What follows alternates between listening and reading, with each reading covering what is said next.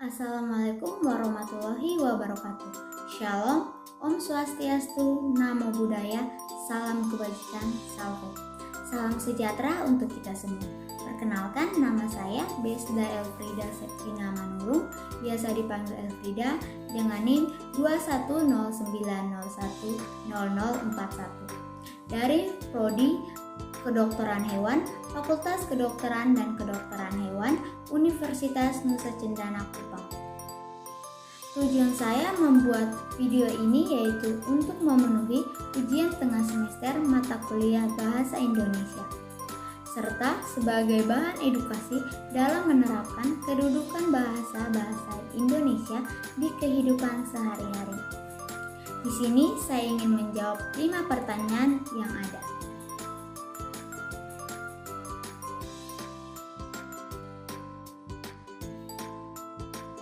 Pertanyaan pertama yaitu, solusi apa yang Anda tawarkan agar kedudukan bahasa Indonesia benar-benar diimplementasikan? Jadi, cara kita mengimplementasikan bahasa Indonesia di kehidupan sehari-hari adalah kita harus tahu dulu fungsi dari bahasa Indonesia itu sendiri.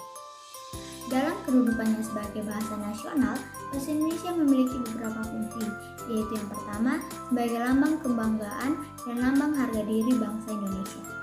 Dengan fungsi ini, bahasa Indonesia mencerminkan nilai-nilai sosial, nilai-nilai harga diri, martabat bangsa, falsafah hidup yang menempatkan bangsa Indonesia dalam kedudukan yang sama dan sederajat dengan bangsa-bangsa di dunia lainnya. Yang kedua, meningkatkan fungsi bahasa Indonesia sebagai lambang jati diri bangsa yang akan menampakkan ciri khas sekaligus membedakan bangsa Indonesia dari bangsa-bangsa lain di dunia, yaitu sebagai sarana pemersatu bangsa. Fungsi ketiga bahasa Indonesia yang juga harus kita tingkatkan yaitu bahasa nasional dalam perannya sebagai sarana perhubungan antara daerah ataupun budaya, seperti yang kita tahu bahwa Indonesia mempunyai banyak sekali ragam budaya dan juga bahasa yang ada. Sehingga dengan adanya bahasa Indonesia dapat menjadi penghubung antar suku yang satu dengan suku yang lainnya. Peningkatan fungsi bahasa Indonesia sebagai pendukung kebudayaan nasional perlu pula diupayakan, sehingga fungsinya tidak sekedar sebagai pendukung kesusastraan nasional, tapi juga mendorong dan menggalakkan pembinaan dan pengembangan kebudayaan nasional. Di era modern ini juga kita sebagai anak muda dapat menggunakan media sosial untuk media atau wadah agar mensosialisasikan pentingnya penggunaan bahasa Indonesia dengan cara membiasakan diri melakukan apapun dengan menggunakan bahasa Indonesia, seperti saat melakukan aktivitas dengan teman, keluarga, maupun tetangga atau orang yang tidak kita kenal sekalipun.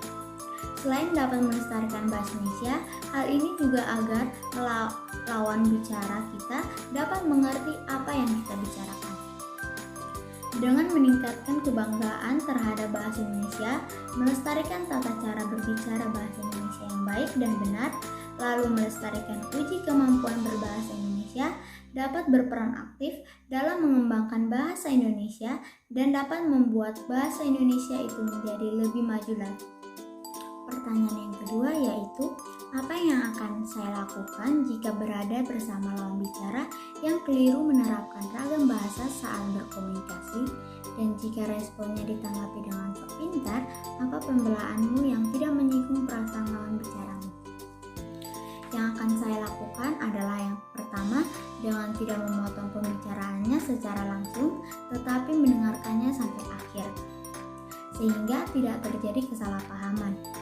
Setelah itu barulah saya memberitahu letak kesalahannya di mana agar dapat diperbaiki lagi. Dan kita harus menggunakan nada bicara yang ramah dan juga sopan.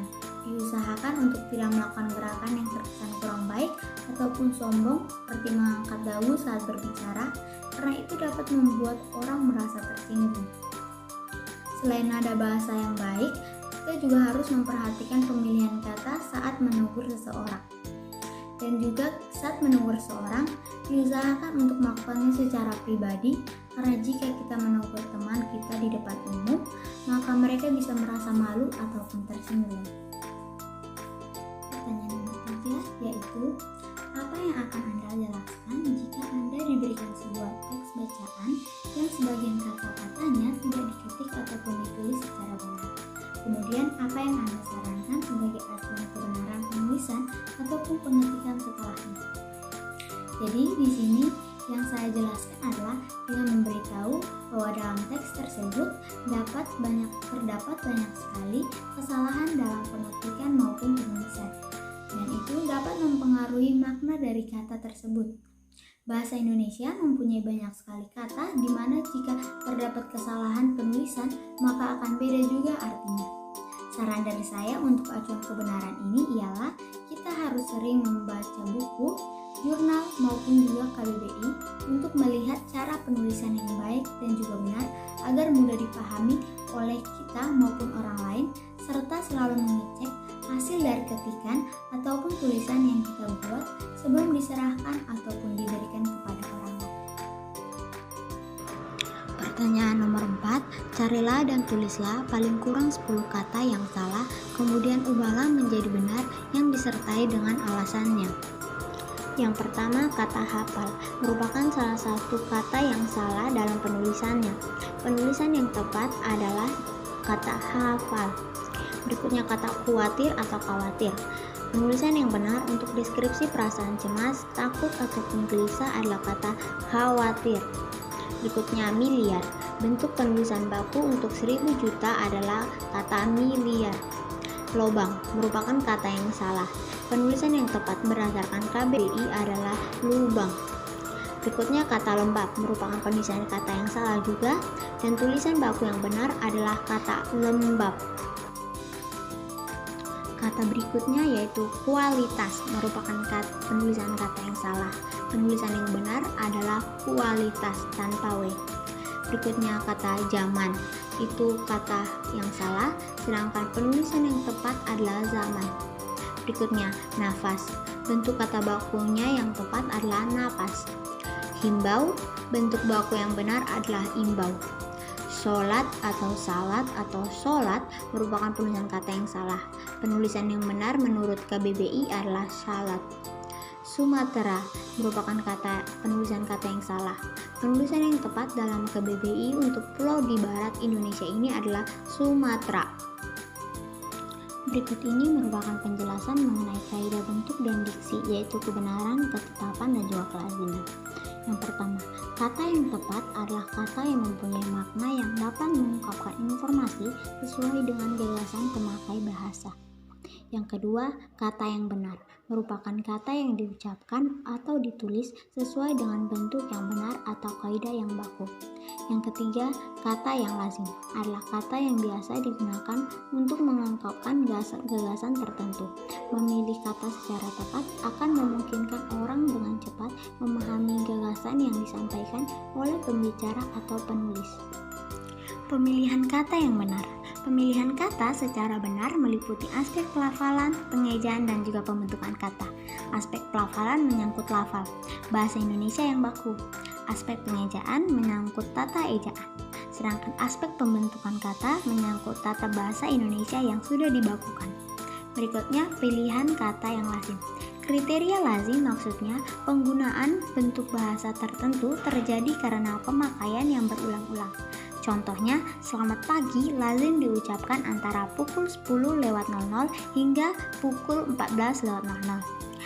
Selanjutnya, selamat sore lazim diucapkan antara pukul 14.00 hingga pukul 18.30. Pertanyaan nomor 5 yaitu carilah dan tulislah paling kurang 5 kalimat yang tidak efektif, kemudian ubahlah menjadi efektif yang disertai dengan penjelasannya. Kalimat tidak efektif yang pertama yaitu rumah saya yang berada di Jalan Pancasan Bogor. Kalimat ini merupakan kalimat tidak efektif. Dalam penggunaan kata yang sepenggal, kalimat di atas menjadi tidak efektif karena kata yang juga dapat digunakan untuk menghubungkan sesuatu jika tidak ada kata penghubung lainnya seperti kata di. Dan seharusnya kalimat yang efektif yaitu rumah saya berada di Jalan Pancasan Bogor. Kalimat tidak efektif selanjutnya yaitu dia lolos daripada kejaran anjing itu. Kalimat ini tidak efektif karena salah dalam penggunaan kata daripada yang seharusnya menggunakan kata dari. Kata dari merupakan kata petunjuk dan penyebab. Kalimat di atas akan menjadi efektif bila kata daripada diganti dengan kata dari. Kalimat yang efektif seperti dia lolos dari kejaran anjing itu. Kalimat tidak efektif yang ketiga yaitu surat itu saya sudah baca. Kalimat ini tidak efektif karena tidak ada suatu kepaduan mempergunakan pola aspek, agen, dan verbal secara tertib dalam kalimat-kalimat yang berpredikat pasif personal. Kalimat efektif yang seharusnya yaitu surat itu sudah saya baca.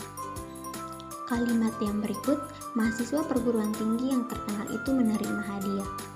Kalimat di atas merupakan kalimat yang tidak efektif karena memiliki makna ganda, yaitu siapa yang terkenal, mahasiswa atau perguruan tinggi, sehingga menimbulkan penafsiran ganda. Kalimat yang efektif adalah mahasiswa yang terkenal itu menerima hadiah. Kalimat yang tidak efektif terakhir yaitu mereka membicarakan daripada kehendak rakyat. Kalimat di atas tidak efektif karena menyisipkan kata di antara predikat dan objek, sehingga membuat kalimat tersebut menjadi tidak adanya sesuatu kepaduan. Jadi kalimat yang efektif yaitu mereka membicarakan kehendak rakyat. Sekian video dari